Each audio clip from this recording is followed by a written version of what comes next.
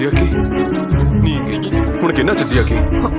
இமையே இமையே விலகும் இமையே விழியே விழியே கம்ப்ளீட் பண்ணிட்டேன். நமக்கு நடுவுல இனிமே எதுவும் இல்ல.